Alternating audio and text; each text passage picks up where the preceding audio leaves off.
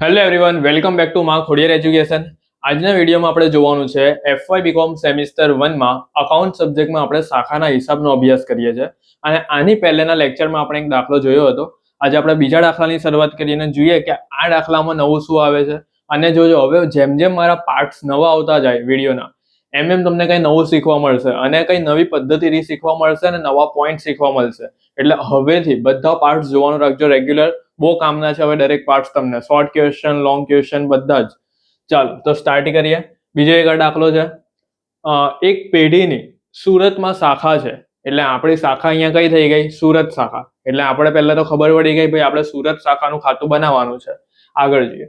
જેની પેઢી તરફથી મૂળ કિંમતે માલ ફક્ત રોકડેથી વેચવાની સૂચના સાથે મોકલવામાં આવે છે. એટલે આ વાક્ય નહીં આપેલું હતું તો પણ ચાલશે, કારણ કે એ લોકો કહે છે ભાઈ મુખ્ય ઓફિસ છે એ શાખાને રોકડેથી માલ વેચવાનું કહે છે. બસ રોકડ વેચાણની સઘળી રકમ શાખા દરરોજ મુખ્ય ઓફિસને મોકલી આપે છે. તો જો આ વાક્ય પણ નહીં આપેલું હોય તો પણ ચાલે, વધારાનું વાક્ય છે કે ભાઈ શાખા છે ને મુખ્ય ઓફિસને જ રકમ મોકલવાની ને દરરોજ. એટલે આવા બધા વાક્ય સમજો, ગૂંચવવા માટે આપેલા હોય. પરીક્ષામાં આવા પૂછે ને તો બધા ગૂંચવાઈ જાય કે આમાં શું આવે, આ કઈ કામનું વાક્ય નથી. શાખા બધા ખર્ચા માટે રોકડ મુખ્ય ઓફિસથી મોકલાય છે. બરાબર છે ભાઈ, શાખાના બધા ખર્ચા થાય છે એના માટે મુખ્ય ઓફિસથી મોકલાય છે. ઓકે, આ પણ વાક્ય એમને આપેલું છે.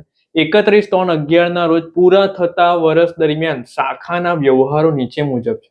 એટલે અહીંયા તમને ખબર પડી. પહેલા તો આની પહેલાના લેક્ચરમાં તમને કીધેલું હતું કે ભાઈ કયું વર્ષ આખરનું કહેવાય ને કયું શરૂનું કહેવાય, તો તમને એના પરથી શરૂની બાકી તમે લખી શકો ને. તો જો 31/3/11 એ આપણું આખરનું વર્ષ થઈ ગયું, આખરની બાકી થઈ ગઈ. તો આપણે જો અહીંયા શરૂની બાકી કઈ થઈ ગઈ? 1/4/2010 એ આપણી શરૂની બાકી થઈ, અને 31/3/11 એ આપણી આખરની બાકી થઈ. ચલો, દર વખતની જેમ આપણે પહેલા એ જોવાનું છે કે ભાઈ કઈ વસ્તુ ઉધાર આવશે, કઈ વસ્તુ જમા આવશે શાખા ખાતામાં. ચલો, તો 1/4/10 ના રોજ ભાડું ચૂકવવાનું બાકી. જો શરૂની બાકી, ચૂકવવાનું બાકી ભાડું, બોલો ક્યાં આવે? તો શાખા ખાતામાં જમા બાજુ અહીંયા આપણે લખીએ ને, ચૂકવવાનું બાકી કઈ પણ હોય તો શરૂનું, તો આ આવશે શાખા ખાતામાં જમા બાજુ. કયા ખાતામાં? શાખા ખાતામાં જમા બાજુ. 1/4/2010 ના રોજનો માલ સ્ટોક, એટલે આ પેલો શરૂનો માલ સ્ટોક આપણે અહીંયા લખીએ ને એ આપેલો, તો આ આવશે શાખા ખાતામાં ઉધાર બાજુ. ચાલો, 1/4/2010 ના રોજ પેટા રોકડ શિલ્લક કેટલી છે? 75 રૂપિયા. તો આ પેલી જે શરૂની પેટા રોકડ શિલ્લક હોય ને એ આપેલી, તો આ પણ આવશે શાખા ખાતામાં ઉધાર બાજુ. મુખ્ય ઓફિસથી શાખાને મળેલ માલ, તો આની અસર ક્યાં આવશે? શાખા ખાતામાં ઉધાર બાજુ. ચાલો, પછી મુખ્ય ઓફિસેથી શાખાને મળેલ ફર્નિચર, એટલે પેલું મોકલેલ ફર્નિચર આવે ને પેલું, એ આપેલું છે મોકલેલ ફર્નિચર ઉધાર બાજુ. ચાલો, હવે નવું શું આવ્યું બોલો? તો અહીંયા તમને મહિનો એટલે કે તારીખ આપેલી છે 1/10/2010. એટલે સમજી લેવાનું કે તમારો ઘસારો આવશે. શું આવશે? ઘસારો. અને તમારી ફર્નિચરની આખરની બાકી પણ લખાશે. ચાલો, દાખલો ગણશું ને ધીમે ધીમે એટલે આઈડિયા આવશે કે ભાઈ ઘસારો કેવી રીતે ગણીશું, આ તારીખ કેમ આપેલી છે. ચાલો, પછી મુખ્ય ઓફિસેથી મળેલ પેટા રોકડ, બોલો શું કરવાનું? શાખા ખાતાની ઉધાર બાજુ. તો અહીંયા આપણે ઉધાર લખી દઈએ. મુખ્ય ઓફિસને પરત કરેલ માલ, તો આપણે શાખા આપણે છે આપણે મુખ્ય ઓફિસને પરત કરી નાખ્યું, તો શાખા ખાતાની કઈ બાજુ આવે? જમા બાજુ. ચાલો, 31/3/2011 ના રોજનો માલ સ્ટોક, એટલે આ પેલો આખરનો સ્ટોક આવે ને એ આપેલો છે, તો અહીંયા જમા બાજુ લખી દઈએ આપણે શાખા ખાતામાં. 31/3/11 ના રોજની પેટા શિલ્લક, એટલે આપણી પેલી પેટા રોકડ શિલ્લક નહીં આવે, પેટા રોકડ કહેવાય એને, આખરની આપેલી છે, આખરની પેટા રોકડ. તો આ થઈ ગયો શાખા ખાતામાં જમા બાજુ. શાખાએ કરેલ વેચાણ, શાખાએ રોકડ વેચાણ કર્યું છે 70,000 તો આ પણ આપણી કઈ બાજુ આવશે? શાખા ખાતાની જમા બાજુ. ચાલો, તો આટલું આપણે પહેલે જોયું કે ભાઈ કઈ એન્ટ્રી શાખા ખાતામાં, ફક્ત શાખા ખાતાની વાત કરું, કઈ ઉધાર આવે ને કઈ જમા આવે. આટલું તમને આઈડિયા આવી ગયું પહેલે કે ભાઈ આ વસ્તુ ઉધાર ને આ વસ્તુ જમા આવે શાખા ખાતામાં. ચાલો આગળ જોઈએ. ખર્ચા તમને આપેલા છે. જો ભાડું, પગાર, લારી ભાડું, મજૂરી, વીજળી બત્તી, જાહેરાત ખર્ચ. તો હવે આ દાખલામાં નવું શું આવ્યું છે? જો દરેક દાખલામાં કઈ ને કઈ નવું આવશે, તો હવે છે ને તમારે ચિંતા કરવાની જરૂર નથી. મેં છે ને એક IMP બોક્સ બનાવીને રાખા, તો જેમાં પણ નવું આવશે ને તો એના માટે એક નોનનું બોક્સ મેં નીચે બનાવેલું છે. એની પર તમારે ફૂલ ફોકસ કરવાનું, એટલે તમારા માઇન્ડમાં ટેન્શન નથી જાય કે ભાઈ હવે આ દાખલામાં શું નવું આવ્યું.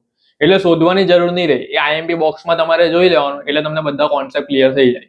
ચાલો, તો જે દાખલામાં નવું કઈ આવશે ને હું IMP બોક્સ બનાવવા, એમાં તમારે નોંધ જોઈ લેવાની. ચાલો, તો જો હું સમજાવું પણ છું. હવે આપણે તો એવી વાત થયેલી હતી કે ભાઈ શાખાના બધા ખર્ચા મુખ્ય ઓફિસ ચૂકવે, તો હા ભાઈ એ વાત સાચી કે શાખાના બધા ખર્ચા મુખ્ય ઓફિસ ચૂકવે. પણ સારું અમુક વાર કેવું હોય ખબર છે કે દાખલામાં એવું આપેલું હોય કે ભાઈ શાખા પણ અમુક ખર્ચા ચૂકવે, અને એની સાથે પાછું એ પણ આપેલું કે મુખ્ય ઓફિસ પણ શાખાના ખર્ચા ચૂકવશે. જો અહીંયા આપેલું છે તો આ ભાડું, પગાર, લારી ભાડું, મજૂરી, વીજળી બત્તું, જાહેરાત ખર્ચ, આ બધું છે ને જો મુખ્ય ઓફિસેથી મળેલ રોકડ, તો આપણો જે નિયમ પ્રમાણે આપણે શું કરીએ, પેલું શાખા ખાતામાં ઉધાર બાજુ બધું લખી દઈએ ને રોકડ ઓબ્લિક બેંકના શીર્ષકમાં કે ભાઈ હા ભાઈ મુખ્ય ઓફિસે આ મોકલું, પગાર મોકલો, વીજળી ખર્ચ, જાહેરાત ખર્ચ, પગાર, એ બધું આપણે લખીએ ને, તો મુખ્ય ઓફિસેથી મળેલ રકમ, જો ધ્યાનથી, મુખ્ય ઓફિસેથી મળેલ રકમ આ બધી આપણે ક્યાં લખીશું? શાખા ખાતાની ઉધાર બાજુ. જોજો ધ્યાનથી. અહીંયા હું આઈએમપી નોટ્સ પણ હમણાં તમને બતાવું છું. જો મેં અહીંયા આઈએમપી નોટ્સ બતાવું તમને. ચલો જો સૌથી પહેલા મેં આની વાત કરી, મુખ્ય ઓફિસેથી મળેલ રોકડ, તો જોઈ લો આઈએમપી નોટ્સ આપણી. મુખ્ય ઓફિસેથી મળેલ રોકડ શાખા ખાતાની ઉધાર બાજુ રોકડ ઓબ્લિક બેંકના શીર્ષકમાં લખાય, આ પહેલી. હવે શાખાએ ચૂકવેલ રોકડ, તો જ્યારે દાખલામાં આ બંને વસ્તુ તમને સાથે આપેલું હોય, જોજો ધ્યાનથી મારા શબ્દ સાંભળજો, જ્યારે દાખલામાં પહેલું ને બીજું એટલે કે મુખ્ય ઓફિસેથી મળેલ રોકડ પણ આપેલી હોય અને શાખાએ ચૂકવેલ રોકડ પણ આપેલી હોય, ત્યારે તમારે શું કરવાનું? તો સૌથી પહેલા આ જે મુખ્ય ઓફિસેથી મળેલ રોકડ હોય ને એ શાખા ખાતાની ઉધાર બાજુ આપણે લખવાનું નિયમ અનુસાર. પણ જ્યારે શાખા પોતે ખર્ચા ચૂકવે છે, રોકડ ખર્ચા, જો આ સાઈડે અલગ રકમ આપેલી છે તમને, તો આ જે ખર્ચા હશે એ તમારા શાખાના ખર્ચા હશે, અને આ જે થશે એ નફા નુકસાનની ઉધાર બાજુ લખાશે. કઈ બાજુ લખાશે? આ નફા નુકસાન ખાતાની ઉધાર બાજુ લખાશે. જોઈ લો બીજી નોટ કે ભાઈ શાખાએ ચૂકવેલા રોકડા એટલે કે આ બધા ખર્ચા ચૂકવા શાખાએ નફા નુકસાન ખાતામાં ઉધાર. બોલો, ખબર પડી ગઈ? ચલો બોલો, ક્યારે આવું કરવાનું? આવું ક્યારે કરવાનું કે ભાઈ આ વસ્તુ શાખાની ઉધાર ને આ વસ્તુ નફા નુકસાનની ઉધાર, આવું ક્યારે કરવાનું?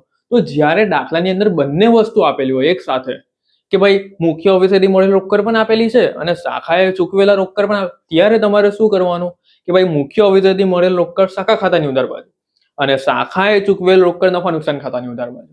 ચલો આટલો પોઈન્ટ ક્લિયર થઈ ગયો.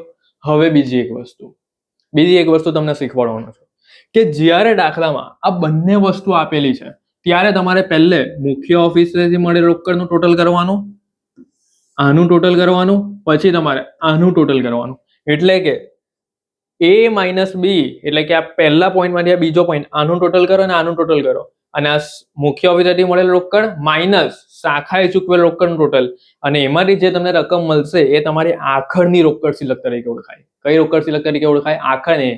કે ભાઈ મુખ્ય ઓફિસેથી આટલા મળ્યા અને આટલા શાખાએ ચૂકવા, તો કેટલા વહેંચ્યા, એવી રીતે. તો જો ત્રીજો પોઈન્ટ તમારો જોઈ લો, તો એ આખરની રોકડ સિલક આપણે ક્યાં લખતા હતા? તો ભાઈ શાખા ખાતામાં જમા બાજુ. બોલો, ખબર પડી ગઈ? આ નવા પોઈન્ટ હતા તમારા. ચલો બોલો, કયા કયા પોઈન્ટ તમે આજે નવા શીખ્યા આ દાખલાની અંદર? તો પહેલો પોઈન્ટ તો તમે શું શીખ્યા કે ભાઈ મુખ્ય ઓફિસેથી મળેલ રોકડ આપેલી હોય અને એની સાથે શાખાએ ચૂકવેલ રોકડ પણ આપેલી હોય, ત્યારે અમે શું કરીશું? તો ત્યારે અમે મુખ્ય ઓફિસેથી મળેલ રોકડની એન્ટ્રી શાખા ખાતાની ઉધાર બાજુ મારીશું, જે રીતે નિયમ છે એ પ્રમાણે, અને શાખા જે પોતે પણ ખર્ચા કરે છે તો એની અસર શાખાએ ચૂકવેલા પોતાના ખર્ચા, તો એ નફા નુકસાન ખાતાની ઉધાર બાજુ ખાલી મારીશું. બરાબર છે? અને બીજી એક વસ્તુ, જ્યારે દાખલામાં બંને જ વસ્તુ અમને આપેલી છે ત્યારે અમને આનું ટોટલ કરીશું ને આનું, એટલે કે મુખ્ય ઓફિસેથી મળેલ રોકડ ને શાખાએ ચૂકવેલ, એ બંનેનું ટોટલ કરીશું, અને પછી જે ડિફરન્સ આવશે એ અમે ક્યાં લખીશું? શાખા ખાતાની જમા બાજુ આખરની રોકડ સિલક તરીકે લખીશું. બોલો, આટલો પોઈન્ટ ક્લિયર થઈ ગયો ને? ચાલો હવે એક બીજો પોઈન્ટ સમજાવું છું, મજૂરી. શું આપેલું છે અહીંયા તમને? આ મજૂરી. તો તમને ખબર છે ને કે આપણે વેપાર ખાતું બનાવીએ છીએ ત્યારે મજૂરી વેપાર ખાતાની ઉધાર બાજુ લખીએ છીએ. બરાબર છે? તો આપણે આ મજૂરીની અસર, આ 200 રૂપિયા આલી છે, શાખા ચૂકવે છે ને, આ 200 આ નહીં, આ તો શાખા ખાતાની ઉધાર બાજુ બધા જ લખાશે. આ જે છે ને 200 રૂપિયા, એ આપણે નફા નુકસાનની ઉધાર નથી લખાતી. યાદ રાખજો, વેપાર ખાતામાં હંમેશા મજૂરી ઉધાર બાજુ લખાય. યાદ છે આપણા ફોર્મેટમાં? બરાબર? મજૂરી ખરીદીને લગતો ખર્ચો છે, તો આ મજૂરી નફા નુકસાનમાં નહીં લખાશે. મજૂરી ક્યાં લખાશે? વેપાર ખાતાની ઉધાર બાજુ. એ તો તમને એમ પ્રશ્ન થઈ શકે કે સર તમે તો અમને એવું કર્યું કે નફા નુકસાન ઉધાર બાજુ બધા ખર્ચા લખી દે, તો મજૂરી પણ ત્યાં નહીં લખાય? અરે ના ભાઈ, આ મજૂરી ખરીદીને લગતો ખર્ચો છે એટલે મજૂરી વેપાર ખાતામાં જશે. આપણા એકાઉન્ટન્સના નિયમ પ્રમાણે ખરીદીનો ખર્ચો કે મજૂરી છે, આવક માલ ગાળાભાડું છે, રેલવેનું છે, જકાત છે, એ બધું વેપાર ખાતાની ઉધાર બાજુ જાય. ચાલો, આટલું કામ થઈ ગયું. હવે બીજી એક વસ્તુ પણ તમને હું શીખવાડવાનો છું આજે નવું, કે ભાઈ તમારા દાખલામાં છે ને ચૂકવવાનો બાકી ભાડું આપેલું છે. ચૂકવવાનું બાકી ભાડું, અને અહીંયા પણ તમને ભાડું આપેલું છે, તો ત્યારે તમે શું કરશો? ભાડા તો આપણી પાસે બે થઈ ગયા, આ ભાડું પણ થઈ ગયું, પેલું પણ ભાડું થઈ ગયું. તો એ પોઈન્ટ પણ તમને બહુ ઇઝી છે, હું બહુ ઇઝી રીતે તમને સમજાવવા, બરાબર છે? આગળ જોજો ધ્યાનથી, પણ આ પોઈન્ટ જોજો, નવો એક આવશે. ચલો પછી તમારા દાખલાની અંદર પેલું ફર્નિચર વાળું હતું કે ભાઈ ફર્નિચરની તારીખ આપેલી હતી, તો એમાં ઘસારાનો પોઈન્ટ મેં તમને શીખવાડા, અને ઘસારાનો 5% ઘસારાનો દર આપેલો છે, કેટલા મહિનાનો ઘસારો ગણવાનો છે અને ઘસારો કેવી રીતે લખાશે એ પણ હું તમને કહેવા. જો ઘસારો છે ને ફ્રેન્ડ્સ, ઘસારો એ નફા નુકસાન ખાતાની ઉધાર બાજુ લખાય. કઈ બાજુ લખાય? આ તમને ખબર જ છે કે ભાઈ ઘસારો નફા નુકસાન ખાતાની ઉધાર બાજુ લખાય. અને જ્યારે તમે ઘસારો શોધો ને ત્યારે હંમેશા યાદ રાખજો, તમારે આખરની બાકી ફર્નિચરની લખવી પડશે. કેવી રીતે? ઘસારા બાદની કિંમત. ખબર છે ને, મેં તમને કીધેલું હતું કે ભાઈ જ્યારે પણ ઘસારો શોધો ને ત્યારે આપણે જે આખરની બાકી ફર્નિચરની લખીએ ને એ હંમેશા ઘસારા બાદ લખાય. એટલે ધ્યાન રાખજો, ઘસારો તમારા દાખલામાં છે. ચલો હવે બીજો એક પ્રશ્ન. ચલો સર, બધું ખબર પડી ગઈ, કઈ દાખલામાં શું આપ્યું છે બધું ખબર પડી ગઈ અમને. હવે તમે એ કહો કે અમને કયા કયા ખાતા બનાવવાના છે. તો જો તમને અહીંયા ચોખ્ખું સ્પષ્ટ રીતે કીધું છે કે ભાઈ શાખા ખાતું બનાવો, શાખાનું વેપાર ખાતું બનાવો અને નફા નુકસાન ખાતું બનાવો. હવે અડધાને પ્રશ્ન છે કે સર દેવાદાર ખાતું કાં ગયું? તો દેવાદાર ખાતાનો કોઈ પોઈન્ટ આવ્યો આમાં એવું કીધું એ લોકોએ કે ભાઈ ઉધાર વેચાણ બંધ કરે છે અથવા કોઈ દેવાદારની કોઈ બાકી આપી હોય એવું કંઈ ખરું નથી. તો આપણે દેવાદાર ખાતું અહીંયા બનાવવાનું જ નથી, શાખા ફક્ત રોકડેથી વેચાણ કરે છે અહીંયા. ચાલો નેક્સ્ટ બીજો એક પોઈન્ટ સમજાવું છું અહીંયા કે અહીંયા આપણે પેટા રોકડ ખાતું પણ ભણેલા હતા, ખબર? પેટા રોકડ ખાતું. તો આ દાખલાની અંદર પેટા રોકડ ખાતું બનાવવું પડે આપણે દરેક દાખલામાં. કેમ? કારણ કે તમે જુઓ અહીંયા નફા નુકસાન ખાતું બનાવવાનું છે, અને નફા નુકસાન ખાતામાં આપણે ખબર ઉધાર બાજુ શું લખીએ? પરચુરણ ખર્ચ. ને પરચુરણ ખર્ચ ક્યાંથી તમને મળશે? પેટા રોકડના ખાતામાંથી. અને પેટા રોકડ ખાતા માટે આપણે જે બાકી જોઈએ ને બધી શરૂની બાકી, આખરની બાકી, મોકલેલ પેટા રોકડ, એ બધી તો અહીંયા આપેલી છે. જો આ રહી શરૂની પેટા રોકડ, આ આખરની પેટા રોકડ, આ મોકલેલ પેટા રોકડ. તો ચોથી વિગત પેલી પરચુરણ ખર્ચ વાળો ડિફરન્સ મળી જાય ને, તો એ પણ આપણે અહીંયા બનાવીશું પેટા રોકડનું ખાતું. બોલો, કોન્સેપ્ટ ક્લિયર થઈ ગયા? કેમ આપણે દાખલામાં કયા ખાતા બનાવવાના છે, કયા પોઈન્ટ લાગુ પડે છે, એ પહેલા મેં તમને આખું સમજાવી દીધું. આખા દાખલાની સમરી મેં તમને ઓરલી સમજાવી દીધી નોંધ સાથે. હવે હું તમને પ્રેક્ટિકલ દાખલો કરાવવા જાઉં છું, એટલે હવે રેડી રહેજો, બરાબર? જો આ મારી ભણાવવાની રીત આખી અલગ છે, આવી રીતે કે ભાઈ પહેલા હું આખો દાખલો સમજાવું છું. એવું નહીં કે ચાલ ભાઈ ફટાફટ આ રકમ અહીંયા લખો, ચાલો ભાઈ આ રકમ અહીંયા લખો, આ રકમ અહીંયા લખો, એવી રીતે નહીં. કોન્સેપ્ટ ક્લિયર થાય તો જ મજા આવે દાખલા કરવાની. ચલો તો પહેલા આપણે શાખા ખાતામાં આવી જઈએ. તો આપણે શાખા ખાતામાં આવી જઈએ. સૌથી પહેલા અહીંયા ઉધાર બાજુ આપણે શું લખીશું? બોલો, બાકી આગળ લાવ્યા. પહેલા તો આપણે અહીંયા લખીશું બાકી આગળ લાવ્યા. એના મતલબ શું થાય? શરૂની બાકી છે આપણી આ બધી. ચાલો તો શરૂની બાકીમાં કઈ કઈ છે? અને અહીંયા પણ આપણે લખીએ બાકી આગળ લાવ્યા. બાકી આગળ લાવ્યા. આમાં ખબર ને એક જ આવે પેલો ચૂકવવાનું બાકી જે પણ આપ્યું એ તો જો અહીંયા ભાડું આપેલું છે, તો અહીંયા ચૂકવવાનું બાકી ભાડું. હવે તમને ખબર પડી ગઈ હોય છે કે ભાઈ શરૂનું વર્ષ આપણું કયું છે? 1, 4, 10 ને આખરનું વર્ષ 31, 3, 11 કહેવાય. ચાલો તો ચૂકવવાનું બાકી ભાડું કેટલું આવેલું છે? 100 રૂપિયા. તો અહીંયા લખી દઈએ 100. ચાલો પછી શરૂનો માલ સ્ટોક અહીંયા આપણે લખીએ છીએ, તો અહીંયા લખી દઈએ શરૂનો સ્ટોક. ચાલો તો શરૂના સ્ટોકની એન્ટ્રી કેટલી છે? આપણી રકમ કેટલી છે? 7000. તો અહીંયા લખીએ 7000. ચલો પછી હવે જો બીજી અસર તમને બતાવું છું, ડબલ અસર. યાદ રાખજો, એક સાથે આપણે કરતા જઈએ, નહીં તો ભાઈ ભૂલી જશો કે ભાઈ આની બીજી અસર ક્યાં આવે પણ બતાવતા જાઓ. તો જો શરૂનો સ્ટોક ખબર છે ક્યાં લખાય? યાદ કરો, ક્યાં લખાય શરૂનો સ્ટોક? વેપાર ખાતાની ઉધાર બાજુ લખાય. તો આ શરૂના સ્ટોકની આપણે એન્ટ્રી ક્યાં લખીશું? બીજી વેપારની ઉધાર. તો આપણે વેપાર ખાતામાં પણ ઉધાર બાજુ લખી દઈએ. ચલો, એ તો ભૂલી જશો પછી. ચલો વેપાર ખાતામાં આવી જઈએ. અહીંયા શરૂનો સ્ટોક કેટલો હતો? વેપાર ખાતામાં શરૂનો સ્ટોક 7000. તો અહીંયા 7000 લખી દીધા. ચલો આગળ જોઈએ બીજું શું આપેલું છે. માલ સ્ટોક આપણે લખાઈએ શરૂનો સ્ટોક 1/4/2010 ના રોજની પેટા રોકડ સિલક. એટલે પેટા રોકડ આપેલી છે, સિમ્પલ શરૂની પેટા રોકડ. ચાલો તો અહીંયા લખી દઈએ આપણે પેટા રોકડ. કેટલી છે પેટા રોકડ આપણી પાસે? તો 75 છે. તો અહીંયા આપણે 75 લખી દઈએ. થઈ ગયું આટલું? ચલો બોલો, પેટા રોકડ શરૂની પેટા રોકડની બીજી એન્ટ્રી ક્યાં થાય? તો બાકી આગળ લાવ્યા તરીકે પેટા રોકડ ખાતાની ઉધાર બાજુ થાય ને, તો અહીંયા આપણે લખી દઈએ પેટા રોકડની ઉધાર. બીજી એન્ટ્રી એની યાદ છે ને? પેટા રોકડ ખાતું આપણે બનાવવાનું મેં તમને હમણાં જ વાત કરી. ચાલો તો અહીંયા આપણે લખી દઈએ બાકી આગળ લાવ્યા પેટા રોકડના ખાતામાં. બાકી આગળ લાવ્યા 75. ચાલો થઈ ગયું આટલું પહેલે. તો જો આવી રીતે છે ને બધું સમજાવું છું મેં ને, દાખલો કરાવતો જાઉં છું, એક્ઝામમાં તમે આ રીતે જ ગણજો, મારી રીતે મસ્ત દાખલો થઈ જશે તમારો આખો. ચલો પછી બીજું શું આવશે? મુખ્ય ઓફિસેથી શાખાને મળેલ માલ. મુખ્ય ઓફિસેથી શાખાને મળેલ માલ, બોલો આની અસર ક્યાં આવે? તો શાખા ખાતાની ઉધાર બાજુ આપણે અહીંયા લખીએ છીએ કે ભાઈ મોકલેલ માલ કે મળેલ માલ જે લખવું હોય તે. મોકલેલ માલ, કેટલો માલ મોકલો આપણે? તો જોઈએ આપણે 40,000 નો માલ મોકલો આપણે. તો ચાલો અહીંયા લખી દઈએ 40,000. ચલો મોકલેલ માલની બીજી અસર ક્યાં થાય? તો મોકલેલ માલની બીજી અસર થાય વેપાર ખાતાની ઉધાર બાજુ. વેપારની ઉધાર, તો વેપાર ખાતાની ઉધાર બાજુ આપણે લખી દઈએ શાખાને મોકલેલ માલ. અમને આપણે આને ઇનર કોલમમાં લખીએ કારણ કે પરત કરેલ માલ આવશે ને. કેટલો હતો? 40,000 હતો. ચાલો થઈ ગયું આટલું. આગળ જોઈએ બીજું શું આપેલું છે તે. આ આપણું થઈ ગયું. જો આની બીજી અસર હું તમને બતાવવા, આ એક આઈએમપી પોઈન્ટ છે, નફા નુકસાનમાં આની અસર આવશે હું તમને બતાવવા. ચલો પછી આ માલ સ્ટોક થઈ ગયો, પેટા રોકડ થઈ ગઈ, પછી મોકલેલ માલની અસર થઈ ગઈ. મુખ્ય ઓફિસેથી શાખાને મળેલ ફર્નિચર. તો ચાલો અહીંયા આપણે પહેલા મોકલેલ ફર્નિચર જો પોઈન્ટ આવે ને એ જ છે અહીંયા. તો પહેલા આપણે મોકલેલ ફર્નિચર તરીકે લખી દઈએ. મળેલ ફર્નિચર, મોકલેલ ફર્નિચર ગમે તે લખી શકો, બરાબર, મિનિંગ એક જ થાય એનો. કેટલો આપેલો છે મોકલેલ ફર્નિચર? 4,000. તો અહીંયા લખીએ 4,000. ચલો હવે આ જે તારીખ આપેલી છે એ પણ હું તમને સોલ્વ કરાવી જ દઉં, બરાબર. તો જો 1/10/2010 શાખાને ફર્નિચર, મુખ્ય ઓફિસેથી શાખાને મળેલ ફર્નિચર કઈ તારીખે મળ્યું? શાખાને 1/10/2010 મળ્યું, બરાબર છે. ને ઘસારાનો દર કેટલો છે? 5% છે. ચાલો હવે જો એક વસ્તુ અહીંયા, આપણું વર્ષ ક્યારે ચાલુ થાય છે? તો ભાઈ આપણું વર્ષ તો 1/4/10 ના રોજ ચાલુ થાય છે. પણ મુખ્ય ઓફિસે શાખાને ફર્નિચર ક્યારે મોકલો? તો ભાઈ 1/10/2010. અને આપણું વર્ષ ક્યારે પટે છે? તો ભાઈ 31/3/11 આપણું વર્ષ પટે છે. તો આપણો કેટલો મહિનાનો ઘસારો આવશે? ચાલો ગણતરીમાં આવી જઈએ. અને મેં તમને કીધું ને કે જ્યારે ઘસારો આપેલો હોય ને ત્યારે હંમેશા આખરની બાકી તમારે લખવી પડશે, બરાબર છે. કારણ કે આપણી પાસે ફર્નિચરની રકમ 4,000 છે એટલે એમાંથી આપણે ઘસારા બાદ કરીને રકમ લખશું. તો અહીંયા છે ને હું હેડિંગ પણ આપી દઉં છું એક, આખરની બાકી.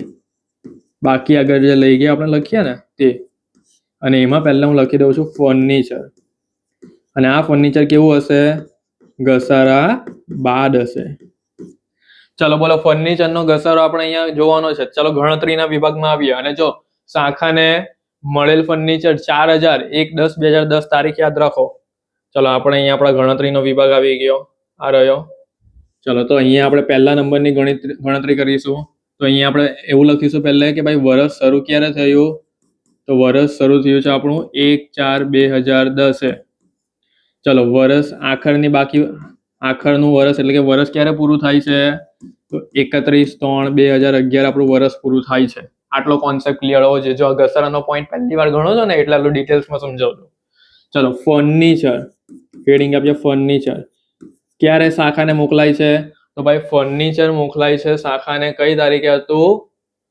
1/10/2010. 1/10/2010 ફર્નિચર મોકલાય છે. તો ભાઈ કેટલા રૂપિયાનું મોકલાય છે? તો 4,000 મોકલાય છે. કેટલા ટકા ઘસારાનો દર લાગે છે? તો ભાઈ 5% લાગે છે. તો અહીંયા આપણે લખી દઈએ 5%. જોજો ધ્યાનથી, એકદમ મસ્ત ગણતરી તમને શીખવાડું છું. ચાલો તો હવે આપણે અહીંયા બે વસ્તુ જોઈએ છે. એક કે ભાઈ ઘસારો કેટલો લાગે, કારણ કે તમને ખબર છે ને કે મેં તમને હમણાં શીખવાડ્યું કે નફા નુકસાન ખાતાની ઉધાર બાજુ આપણે ઘસારો શોધવો પડે ને, લખવો પડે ને. અને બીજું પેલું શાખા ખાતામાં આખરની બાકી, એટલે બે રકમ આપણે જોઈએ છે. એક આખરની બાકીની રકમ જોઈએ છે અને ઘસારાની રકમ જોઈએ છે. તો ચાલો કઈ રીતે કરીશું? તો પહેલા આપણે ફર્નિચરની રકમ કેટલી છે? 4,000. ભાઈ શાખાને આટલું ફર્નિચર મળ્યું 4,000 ની કિંમતનું. કઈ તારીખે મળ્યું છે? 1/10/2010. તો 1/10/2010 થી વર્ષ પૂરું ક્યારે થાય છે આપણું?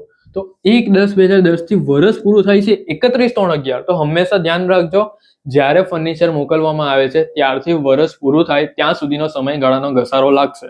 એ પહેલાનો થોડી લાગે. જ્યારે ફર્નિચર મોકલું હોય એ પછીનો જ ઘસારો લાગે ને.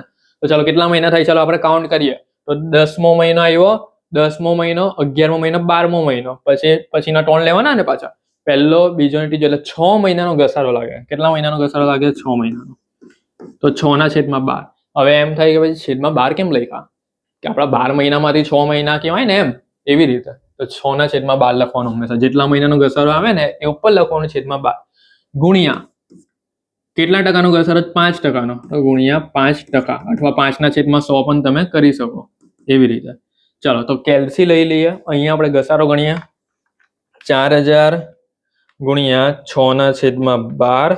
1 મિનિટ, 4000 ગુણ્યા 6 ભાગ્યા 12 એટલે 2000 ગુણ્યા 5%.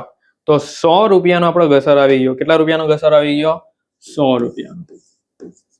ચાલો તો આ 100 રૂપિયાનો ઘસારો પહેલા હું લખી દેવા નફા નુકસાન ખાતાની ઉધાર બાજુ. સિમ્પલ.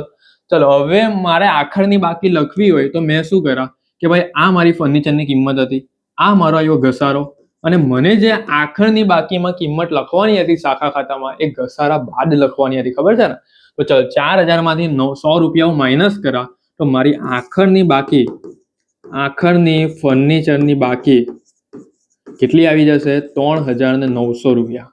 હવે મારી ફર્નિચરની કિંમત કેટલી થઈ ગઈ? 3900 રૂપિયા. બોલો, ખબર પડી ગઈ?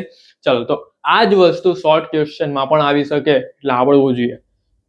ચાલો તો આ 3900 લખી દઈએ. પાછું આપણે આવી જઈએ અહીંયા. તો ઘસારા બાદ કિંમત મળી ગઈ 3900 ને આ 4000 તો આપણે લખવાના જ જે શાખાને મોકલાતે. ચાલો નેક્સ્ટ જોઈએ આગળ. ફર્નિચરનો પોઈન્ટ પૂરો થઈ ગયો છે અહીંયા. તો આપણે લખી દઈએ નફા નુકસાન ખાતા એનો ઘસારો પણ આપણે લખી કાઢ્યો. મુખ્ય ઓફિસેથી મળેલ પેટા રોકડ. તો મુખ્ય ઓફિસેથી મળેલ પેટા રોકડ એટલે આપણે શાખા ખાતાની ઉધાર બાજુ લખીએ. મોકલેલ પેટા રોકડ જે આવે ને તે છે. મોકલેલ પેટા રોકડ, શાખાને પેટા રોકડ મળી. ચલો કેટલા રૂપિયાની મળી પેટા રોકડ? તો ભાઈ 300 રૂપિયાની પેટા રોકડ મળી ગઈ. તો અહીંયા લખીએ 300. ચલો બોલો આ મોકલેલ પેટા રોકડની બીજી એન્ટ્રી ક્યાં થાય? તો મોકલેલ પેટા રોકડની બીજી એન્ટ્રી થશે પેટા રોકડ ખાતાની કઈ બાજુ? ઉધાર બાજુ. જેવી રીતે આપણે પેટા રોકડનું ખાતું બનાવ્યું એમાં બાકી કેવી રીતે લખી એવી રીતે. તો અહીંયા લખી દઈએ આપણે મોકલેલ પેટા રોકડ. કેટલા રૂપિયા હતા? મોકલેલ પેટા રોકડના 300 હતા. તો અહીંયા લખી દઈએ 300. ચાલો નેક્સ્ટ જોઈએ આગળ. પેટા રોકડનો પોઈન્ટ આપણો પૂરો થઈ ગયો. મુખ્ય ઓફિસને પરત કરેલ માલ. તો આપણે છે ને શાખાએ મુખ્ય ઓફિસને પરત કરી નાખ્યો. તો પરત કરેલ માલ કઈ બાજુ આવે? અહીંયા જમા બાજુ આવે. તો અહીંયા લખીએ પરત કરેલ માલ. ચલો કેટલા રૂપિયાનો માલ પરત કર્યો છે આપણે? તો ભાઈ આપણે 2000 નો માલ પરત કર્યો છે. ચલો બોલો પરત કરેલ માલની બીજી અસર ક્યાં આવે? તો વેપાર ખાતામાં મોકલેલ માલમાંથી માઇનસ કરવાનું ઉધાર બાજુ. તો અહીંયા લખી દઈશું વેપાર ખાતામાં આપણે માઇનસ કરીશું કઈ બાજુ? ઉધાર બાજુ. ચલો વેપાર ખાતામાં આવી જઈએ. જો અહીંયા મેં લખેલું જ છે શાખાને મોકલેલ માલ માઇનસ પરત કરેલો માલ. પરત કરેલ કેટલા રૂપિયા? 2000. તો ચાલો 12 કેટલા આવશે? 40000 માંથી 2000 માઇનસ કરીએ એટલે 38000 નો માલ અહીંયા 12 લખાય. થઈ ગયું? ચલો નેક્સ્ટ જોઈએ આગળ. એટલે આ પણ પોઈન્ટ આપણો થઈ ગયો. ચલો હવે 31/3/11 ના રોજનો માલ સ્ટોક એટલે આપણો આખરનો સ્ટોક આવ્યો. તો પહેલા અહીંયા એની આખરની બાકી લખીએ શાખા ખાતામાં આખરનો સ્ટોક.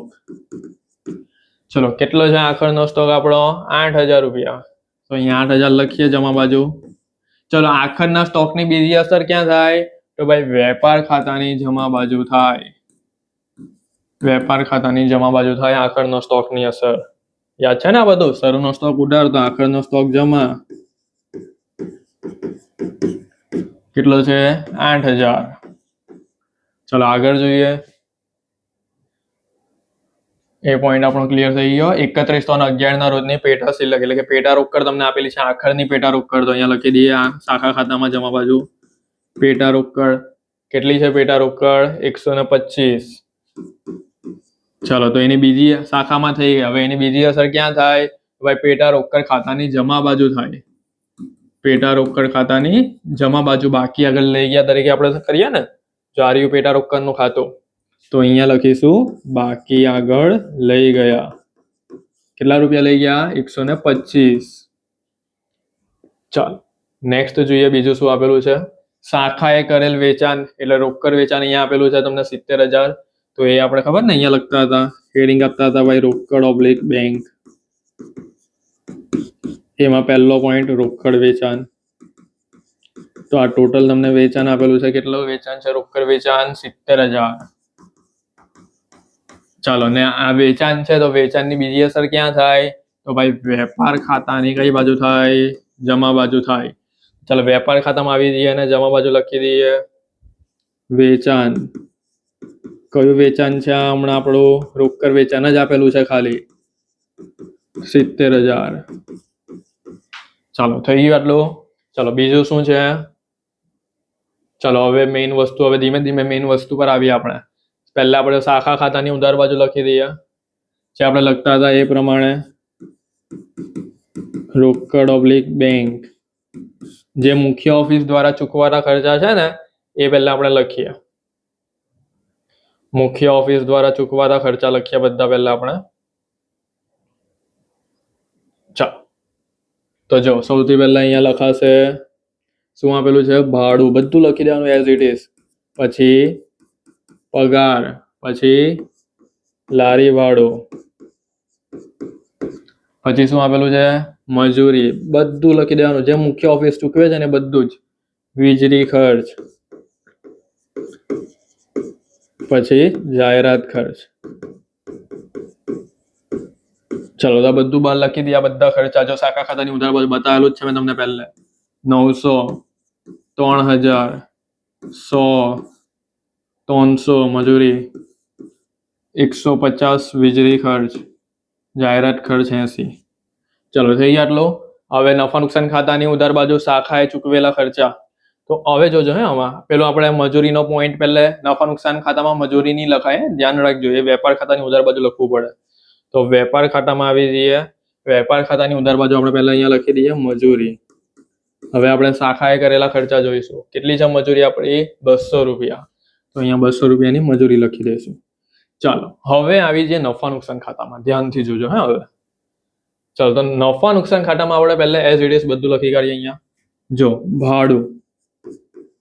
ભાડું અહીંયા તમને કેટલું આપેલું છે? 700. તો જો એ હું અંદર લખું છું, અંદર, કારણ કે મેં તમને નહીં કીધું કે એમાં નવો પોઈન્ટ આવશે. ચાલો, તો હું અંદર લખું 700. ચાલો, પછી ભાડું, પછી શું છે? પગાર. તો અહીંયા લખી દઉં છું પગાર. કેટલા છે પગાર? 2500. જો પગાર 2500 છે અહીંયા. હવે આ રકમ નહીં જોવાની આપણે. જો મેં તમને કીધું ને પેલું શાખાના ખર્ચા આપેલા છે અહીંયા, બધું જોજો. મેં તમને બધું પહેલા સમજાવી દીધું છે. પગાર, પછી લારી ભાડું. કેટલું છે લારી ભાડું? તો ભાઈ 80. ચલો, લારી ભાડું પછી શું છે? મજૂરી તો લખાઈ ગઈ આપણી. વીજળી બત્તી ને જાહેરાત ખર્ચ. તો વીજળી બત્તી અને જાહેરાત ખર્ચ. ચલો, વીજળી બત્તી કેટલી છે? 150. જાહેરાત ખર્ચ કેટલો છે? 60. ચલો, થઈ ગયો આટલું. ચલો, હવે ભાડુંનો પોઈન્ટ જોઈ લો. જો ભાડું મેં અંદર કેમ લખ્યા 700? મારે બહાર લખવો છે તો મેં તમને શું કીધું? જો ભાડું અહીંયા તમારી પાસે બે ભાડા છે. એક અહીંયા પણ ભાડો 700 છે તમારી પાસે, અને અહીંયા પેલું ચૂકવવાનું બાકી ભાડું પણ છે. હવેનો પોઈન્ટ ધ્યાનથી સમજજો, ધ્યાનથી. જો તમારે જોવાનું શાખા ખાતામાં, જો મેં ઉધાર બાજુ પ્લસની નિશાની કરી અને જમા બાજુ માઇનસની નિશાની કરી. કેમ કરી? તો જો એકદમ શોર્ટકટ વસ્તુ શીખવાડું છું, બરાબર છે? ધ્યાનથી અને શીખી લેજો. એક્ઝામમાં તમે છે ને ગુચવાશો નહીં આ પોઈન્ટમાં, બરાબર? કે ચૂકવવાનું બાકી, અગાઉથી ચૂકવેલું, અડધા તો એવી રીતે પણ શીખવાય. ભાઈ ચાલુ વર્ષનું ને ગયા વર્ષનું. જો કઈ એકદમ મગજ પર ટેન્શન લો, પહેલા બધું એકદમ ફ્રીલી થઈ જાવ. હવેનો પોઈન્ટ તમારી પાસે મેઇન છે. આ પોઈન્ટ તમે શીખી ગયા ને તો માની લો કે એમ બેઠા જ માર્ક તમારા મળી જાય એ રીતનું છે. કારણ કે આખો દાખલો આવડી જાય, ઉધાર જમાની બધી અસર આવડી જાય, પણ આ અગાઉથી ચૂકવવાનું બાકી, ચાલુ વર્ષનું ને ગયા વર્ષનું એટલા બધા ગૂંચવાઈ જાય ને આમાં કે થોડા માર્ક્સ માટે પછી રહી જાય. બરાબર છે? તો હવે ધ્યાનથી શીખો. ચાલો, તો ઉધાર બાજુ, શાખા ખાતાની ઉધાર બાજુ હંમેશા કઈ નિશાની આપી દેવાની? પ્લસની. જમા બાજુ એટલે કઈ નિશાની? માઇનસની. બરાબર છે? ચાલો, આપણે હમણાં જ્યારે પણ દાખલામાં ચૂકવવાનો બાકી છે, અગાઉથી ચૂકવેલું છે, એવું કંઈ પણ આપેલું હોય ને આપણે ત્યાં ચાલ્યા જઈએ પહેલે. ચલો બોલો, શાખામાં એવું ક્યાં છે કે ભાઈ અગાઉથી ચૂકવેલું ભાડું કે ચૂકવવાનું બાકી ભાડું? તો જો ભાઈ શાખામાં અહીંયા છે. જો આ રહ્યું અહીંયા કે ચૂકવવાનું બાકી ભાડું 100. કઈ નિશાની અહીંયા આવી? માઇનસની. બરાબર છે? તો આ ગયા વર્ષનું ભાડું કહેવાય. જમા બાજુ એટલે કયા વર્ષનું? ગયા વર્ષનું કહેવાય. યાદ રાખજો. તો આ ચૂકવવાનું બાકી ભાડું 100 માઇનસ કરવાનું છે આપણે. જો અહીંયા જે ભાડું હતા ને જો તમને અહીંયા છે ને આખરની બાકી ચૂકવવાના ભાડાની હતા ને તો આપણે પ્લસ કરતા, પણ જો અહીંયા છે ને તો આપણે શું કરવાની? માઇનસ. ગયા વર્ષ. બોલો, આઈડિયા આવી ગઈ? ખબર પડી ગઈ? ટૂંકમાં ભાડું આપણું 700 હતું ને પેલું, એમાંની તમારા 100 શું કરવાના આવ્યા? માઇનસ. એટલે મેં માઇનસ નિશાની કરાય. હવે જો અહીંયા ભાડું હતા ને આપણું અહીંયા આ સાઈડ, તો આપણે પ્લસ કરતા. એવી રીતે ખબર પડી ગઈ? ઉડાડ બાજુ એટલે પ્લસ, જમ બાજુ એટલે માઇનસ. ચાલો તો આપણે આમ બાજુ આવી જઈએ, આમાં આપણે માઇનસ કરીએ. 1 મિનિટ. હા ચાલો, તો હવે આપણે અહીંયા માઇનસ કરીએ ચૂકવવાનું બાકી ભાડું. કેટલું? 100. ચાલો 700 માંથી 100 જાય તો બહાર કેટલા આવી ગયા? 600. થઈ ગયું આટલું પહેલા. હવે આપણે ઉપર આવીએ. જો અહીંયા બધી રકમ ચાલી ગઈ છે, અહીંયા હું રકમ લખી કાઢું પહેલા.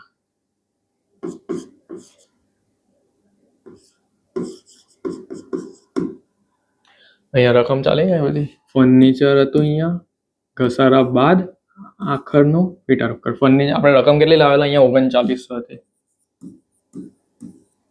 આખર સ્ટોકની કેટલી રકમ હતી? તો આખર સ્ટોકની રકમ હતી આપણે 8000.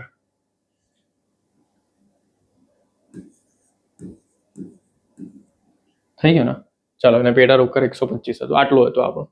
ચાલો તો હવે આટલું કામ થઈ ગયું આપણું, ઘસારો લખાઈ ગયો, બધું થઈ ગયું. હવે ખાતા બંધ કરીએ. ચાલો તો હવે ખાતા બંધ કરવાનો સમય આવ્યો. બધું આપણું થઈ ગયું છે. કોઈ અસર? જો પેટા રોકડ ખાતામાં અહીંયા પરચુરણ ખર્ચનો ડિફરન્સ આવશે, આપણે નફા નુકસાનમાં લઈ જશું. હા ચાલો તો પહેલા આપણે ખાતું બંધ કરીએ. જમા બાજુનું ટોટલ કરીએ. પહેલા જમા બાજુનું ટોટલ કેટલું થાય છે? કેલ્સી લઈ લઈએ. અને હા, જો એક વસ્તુ બોલો, કયો પોઈન્ટ બાકી રહ્યો? ત્રીજા નંબરનો પોઈન્ટ બાકી ને, આખરની રોકડ શિલ્લક. આ વસ્તુ ભૂલી નહીં જવાની. હા, આ તો સારું ને, નોન લખેલી હતી એટલે યાદ રહ્યું આપણે. જો મેં તમને કીધું ને કે ભાઈ જ્યારે આ બંને દાખલામાં આપેલું હોય ત્યારે આપણે શું કરવાનું? આનો સરવાળો અને આનો સરવાળો ને બંનેનું માઇનસ, ને પછી જે બચે ને એ આપણે લખવાનું. જોઈ લો અહીંયા શાખા ખાતાની જમા બાજુ આખરની રોકડ શિલ્લક 1 - 2 એટલે મુખ્ય ઓફિસે મળેલ રોકડ અને શાખાએ ચૂકવેલા ખર્ચા. ચાલો તો પહેલા આપણે ટોટલ કરીએ ફટાફટ. આનું કેટલું થાય છે? 900, 3000, 100, 300, 150 ને 80. તો આનું ટોટલ થયું 4530. ચલો આનું ટોટલ કરીએ. 700, 2500, 80, 200, 150 ને 60. આનું ટોટલ થયું 3690. ચલો તો માઇનસ કરીએ. 4530 અને માઇનસ 3690 તો 840. તો જો આ રહ્યું આખરની રોકડ શિલ્લક, તો આપણે 840 મળી ગઈ આખરની રોકડ શિલ્લક. થઈ ગયું? ચાલો આ પોઈન્ટ ભૂલી નહીં જવાનું. હવે આપણે ટોટલ કરીએ. સૌથી પહેલા શાખા ખાતાનું ટોટલ કરીએ. ચાલો તો જમા બાજુ છે 100 + 2000 + 70000 + 3900 + 8000 + 125 + 840. તમારું ટોટલ આવી ગયું 84965. કરેક્ટ છે? 84965. ચલો હવે જમા બાજુ આપણે આ ટોટલમાંથી આ બધું માઇનસ કરીશું. હા, આ ટોટલમાંથી બધું માઇનસ કરીશું. તો 7000 માઇનસ કરીએ આપણે, 75 માઇનસ કરીએ, 40000 માઇનસ કરીએ, 4300 માઇનસ કરીએ, 900, 3000, 100, 300, 150 ને 80. તો 29060 આપણો જવાબ આવી ગયો. કેટલો આવી ગયો? 29060. ઓકે, તો આ આપણું આવી ગયું નફા નુકસાન ખાતે, સોરી, સામાન્ય નફા નુકસાન ખાતે ચોખ્ખો નફો. શું કહેવાય આને? સામાન્ય નફા નુકસાન ખાતેનો ચોખ્ખો નફો આને કહેવાય. ચાલો તો અહીંયા આપણે લખીએ ચોખ્ખો નફો કહેવાય આપણો. કાઉન્સમાં સામાન્ય નફા નુકસાન ખાતે. આ આપણો ડિફરન્સ આવ્યો. અહીંયા ક્વેશ્ચનમાં મૂકવાનું, હા, ભૂલતા નહીં મૂકવાનું. 29060 અને અહીંયા ટોટલ આપણું આ ટોટલ બેઠું લખવાનું 84965. ચાલો હવે જો નફા નુકસાન ખાતામાં આપણો આ જ જવાબ આવે 29060, તો આપણો દાખલો સાચો માનવાનો. બરાબર? ચાલો તો હવે પહેલા આપણે વેપાર ખાતા તરફ આગળ વધીએ. 1 by 1 આપણે જોવાનું છે. ચલો વેપાર ખાતામાં આપણે જઈએ. 1 મિનિટ, આપણે ચાલ્યું જાય છે. વેપાર ખાતામાં જમા બાજુનું ટોટલ કરીએ. 70000 + 8000 એટલે અહીંયા 78000 આવશે. અહીંયા પણ 78000 લખી દઈએ પહેલા. ચલો 78,000 માંથી આ બધું માઇનસ કરીએ. 78,000 માઇનસ 60,000 માઇનસ 38,000 માઇનસ 200 તો 32,800. તો 32,800. ચલો બોલો, વેપાર ખાતામાં ઉધાર બાજુ ડિફરન્સ આવે તો એને શું કહેવાય? કાચો નફો. તો આપણે વેપાર ખાતાનો ઉધાર બાજુનો ડિફરન્સ, હા જો આપણો શરૂનો સ્ટોક 60,000 આવ્યો, આખરનો સ્ટોક 8,000, વેચાણ 70,000, મોકલેલ માલ તો આપણે 40,000 માઇનસ 2,000 એટલે 38,000, મજૂરી 200 અને હા લારી ભાડું. તો જો આપણે લારી ભાડું છે ને, લારી ભાડું મેં તમને નહીં કીધું, લારી ભાડું આવક માલ ગાળા ભાડું આપણે કહીએ, જાવક માલ ગાળા ભાડું કહીએ. તો લારી ભાડું છે ને એ આપણે ખરીદીને લગતો ખર્ચ છે, વેપાર ખાતાની ઉધાર બાજુ આવશે. પણ આપણે એકા લખ્યો, જોઈ લો ભૂલથી આપણે અહીંયા લખી કાઢ્યો ને, એટલે આ વસ્તુ ધ્યાન રાખો ને, મેં તમને શીખવાડેલું હતું. આ મજૂરી હોય, લારી ભાડું છે. ચાલો તો આ આપણે લખીશું, અહીંયાથી આપણે એને હટાવીએ. યાદ રાખજો, નોટ્સ બનાવી દેજો, આઈએમપી વસ્તુ છે. લારી ભાડું આવશે વેપાર ખાતાની ઉધાર બાજુ, લારી ભાડું 80. ચાલો તો હવે આપણે કરીએ ટોટલ જે હતું આ 32,800 આવે, 32,800 80 તો 32,720 આવી ગયો તમારો કાચો ને નફો. 32,720 આવી ગયો કાચો નફો તમારો.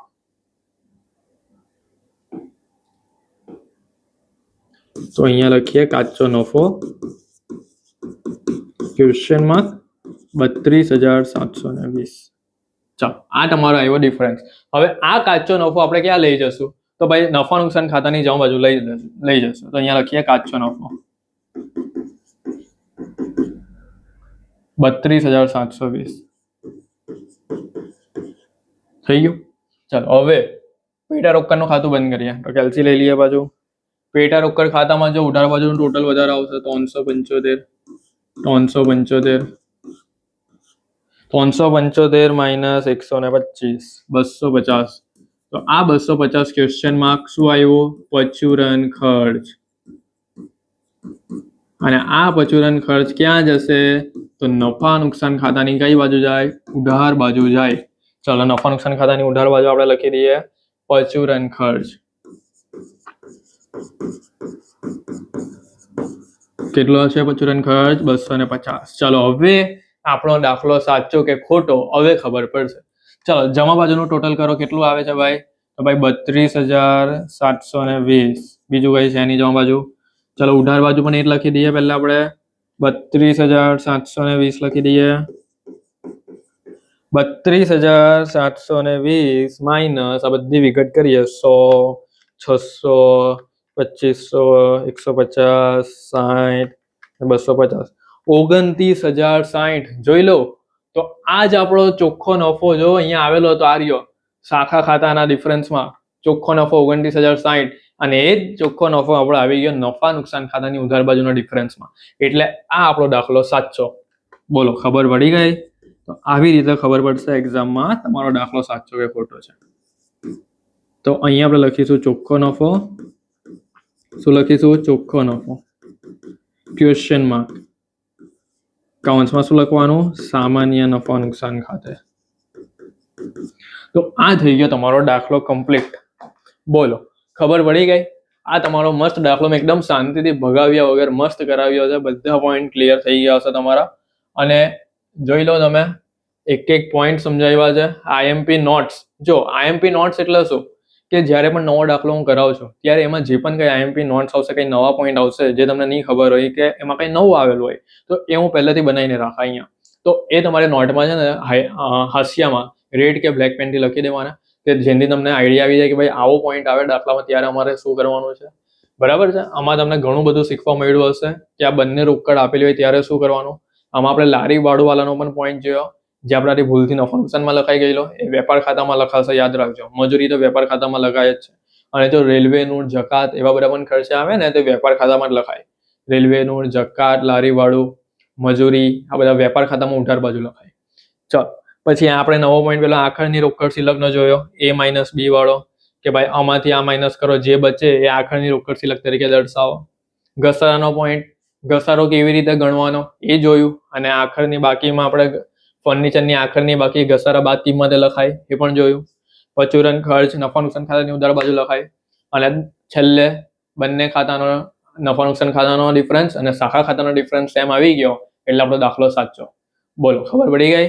અને બીજી એક વસ્તુ, જો તમે આ વિડીયો જોતા છો અને નવા છો હમણાં, બરાબર છે, FY BCom Sem 1 માં અને આપણા વોટ્સએપ ગ્રુપમાં હજુ પણ તમે એડ નથી થયા, તો અહીંયા હું તમને મારો નંબર આપું છું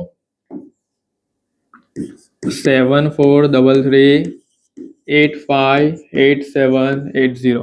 મને આ નંબર પર કોન્ટેક્ટ કરજો, તમારું નામ લખજો, FY BCom સેમિસ્ટર 1 એ રીતે લખજો, હું તમને મારા વોટ્સએપ ગ્રુપમાં એડ કરા અને એમાં જે પણ કંઈ IMP આવશે એક્ઝામના રિલેટેડ ને બધા પાર્ટ્સ એની અંદર આવશે એ તમારે જોવાના છે. બધી અપડેટ્સ એ ગ્રુપની અંદર આવશે. એટલે મને આ નંબર પર મેસેજ કરી દેજો, તમારું નામ અને FY BCom Sem 1 હું તમને એડ કરી દેવાય ગ્રુપમાં અને આ વિડીયો તમારા ફ્રેન્ડ્સને શેર કરજો, બરાબર છે. અને આવી જ રીતે આપણે બધી તૈયારી કરીશું અને FY BCom Sem 1 આપણે સફળતાપૂર્વક એકદમ પાસ કરીશું. ચાલો, થેન્ક યુ.